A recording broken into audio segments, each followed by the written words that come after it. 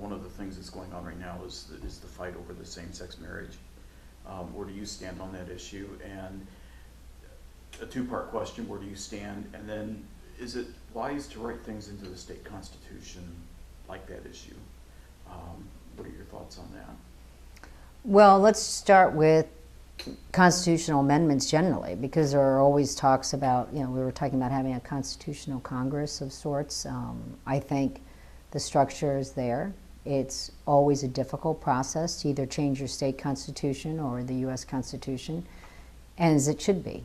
Those are important documents, but if you are able to make those changes, in other words, if you have the votes and that sort of thing, then that's appropriate as well, because that's exactly how that system has been set up. So whether we're giving 18-year-olds the right to vote, or we're banning alcohol, or we unbanned alcohol after the Prohibition era, it was difficult, and sometimes those amendments come and go pretty fast, and sometimes they don't. And so I don't think it's inappropriate. I mean, if the will of the people and the will of the legislatures can go through all of those hoops and they pass, then that's exactly how these documents and our government is set up.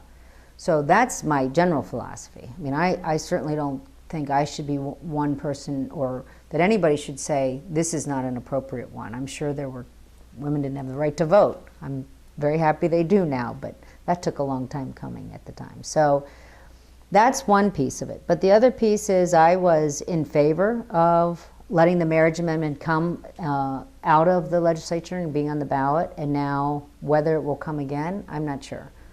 I'll support it, but my understanding is since it was changed in the last session, it'll have to come up again this session in order to go to a vote. And that's something that's not my decision in terms of bringing it forward.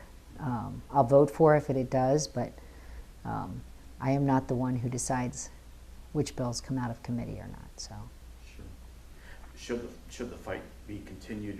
We're appealing. I believe we're appealing at the district court level. Should that fight be continued, or should we just should the state be backing off and saying, let it go?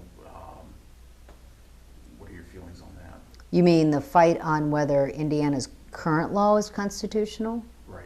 According to the U.S. Constitution? Yes.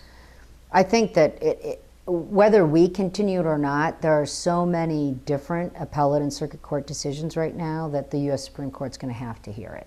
And they sort of stepped in it and talked around the issue last year, and so it will go up there because there are conflicting federal opinions right now, and it needs to be, they need to at least make their decision. They addressed DOMA, parts of DOMA last year, the Defense of Marriage Act, which Obama's administration decided not to defend.